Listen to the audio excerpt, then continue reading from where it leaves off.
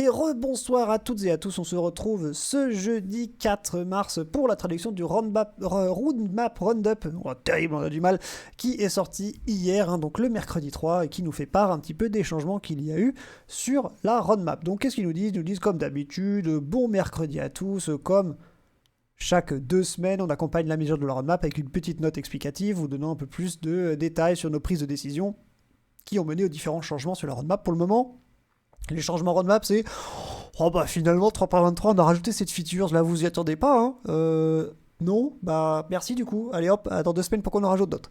Donc il dit ça fait partie de nos efforts de communication pour avoir plus de transparence, être plus spécifique et voilà, vous donner tout simplement plus l'envers du décor pour vous montrer voilà, comment se fait le travail sur Star Citizen Escalon 42.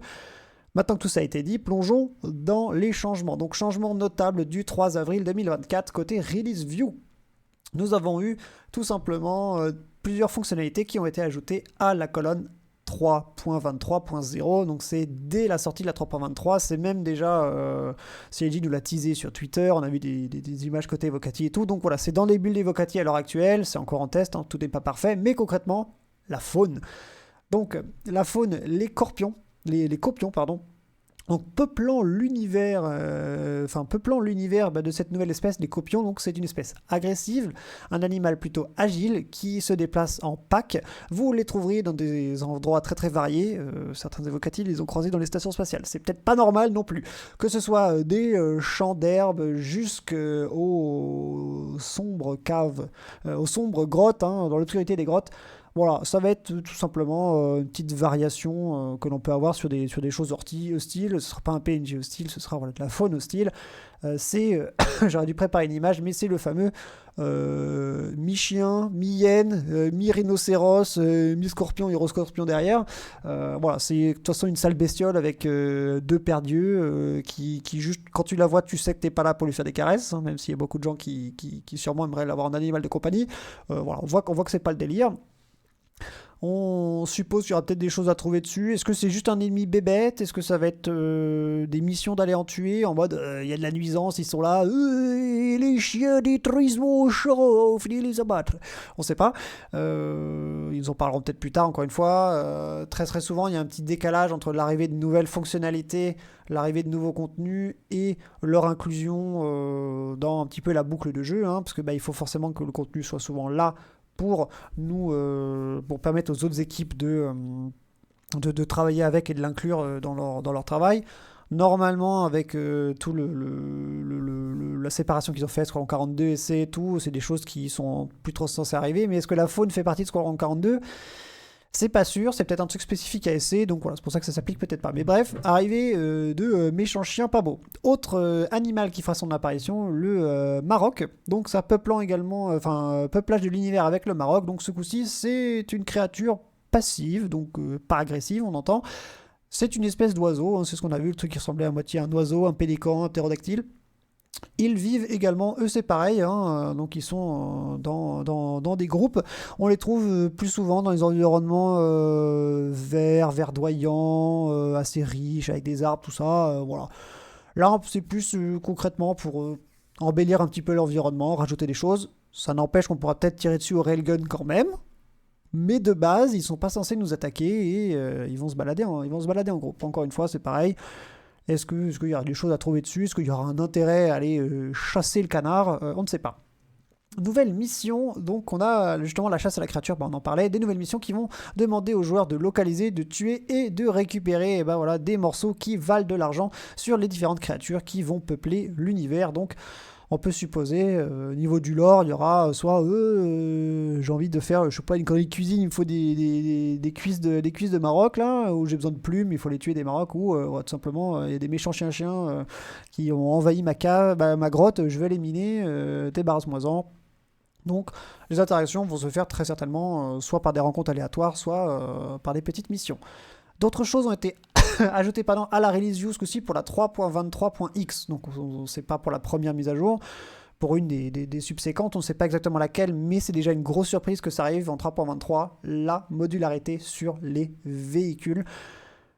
On s'y attendait pas à ce que ça arrive aussitôt, c'est un début tout tranquille, hein, sur un seul vaisseau, avec très peu de modules, mais c'est là.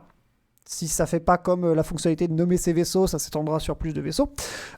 Pardon, désolé CIG pour le tacle, mais c'est quand même une grosse feature parce qu'il y a pas mal de vaisseaux qui soit sont modulaires, on suppose qu'ils le sont, ils l'ont été un jour, est-ce que c'est encore le cas, hein? On pense Caterpillar, théoriquement c'est peut-être des modules, le Vanguard c'est toujours pas très très clair, bon les Avengers, la modularité CIG a normalement tranché, hein, ce sont des variantes. Le Karak avec ses pods cargo, est-ce que c'est censé être détachable? Est-ce que c'est censé être des modules? Est-ce qu'il y aura un truc un jour qui sera fait là-dessus? On peut penser à des vaisseaux également comme le Galaxy. Enfin voilà, les modules de toute façon c'est un truc qui va débloquer aussi pourquoi pas et ben, peut-être plein de vaisseaux que CIG a en concept qui nous ont pas sortis, puisque de toute façon vu que c'était un truc qui n'était pas dispo, au bout d'un moment faire des concepts de vaisseaux encore non réalisables, peut-être ils ont compris que la communauté ça les intéressait moins, donc voilà, l'arrivée de la modularité ça peut débloquer plein de choses. Implémentation de la capacité de faire des échanges de sections modulaires de certains véhicules, et ils disent véhicules en plus. Est-ce qu'on peut avoir peut-être espoir d'un véhicule terrestre modulaire et pas que de vaisseaux? On ne sait pas. Donc des sections interchangeables de véhicules pour les transformer et en modifier leurs fonctions. Cette release initiale ne contient que les modules torpille et cargo de l'Aegis Retaliator. D'autres modules et d'autres véhicules supportant la fonctionnalité seront ajoutés dans le futur. On sait que c'est l'année un petit peu aussi côté vaisseau, on sait que c'est l'année RSI. Je ne crois pas que le Galaxy était dans la liste des vaisseaux qui étaient censés arriver dans l'année. Est-ce que ça peut être une surprise en plus avec la modalité? Voilà. Ne vous hypez pas trop pour rien non plus, mais on peut commencer peut-être à envisager ou conjecturer des choses. Donc, tant qu'à faire le passage du Aegis Retaliator en Gold standard, on avait déjà vu les images de surtout l'anneau central, le hub central un petit peu qui a été retravaillé, où il n'y avait plus les deux anneaux l'un sur l'autre qui faisaient que oh lol, j'ai ouvert les deux, tu tombes au travers, c'était un enfer. Voilà. Pas de grands changements normalement d'esthétique, mais c'est surtout l'arrivée de sa modularité pour fêter tout ça. Donc, mise à jour de l'Aegis Retaliator au standard Gold, incluant ces salles modulaires. Donc, les échanges pourront être faits entre la salle torpille et la salle cargo. Ce sera la seule chose disponible à la publication initiale. Plus de choses arriveront dans le futur, parce qu'on sait que le Reta a plein de modules qui ont été vendus, ou des modules qui ont été cités sur le papier, hein. On a eu théoriquement module vendu, torpille, cargo, module dropship, module espace de vie intérieur, mais suivant les endroits, dans des FAQ, dans des textes ou quoi, CIG, ils ont écrit noir sur blanc. Est-ce que c'est encore à prendre en compte? Mais le Retaliator, ça parlait de modules de recharge d'armure titan. Enfin bon, les armures titan, la chimère que c'est. Ça parlait presque de modules de minage. Enfin bon, il y a eu des dingueries qui avaient été sorties. Donc ils nous disent voilà, merci à tous, c'est tout ce qu'on avait à vous partager sur le Progress Tracker, sur les mises à jour. Enfin, n'oubliez pas d'aller voir aussi le Progress Tracker.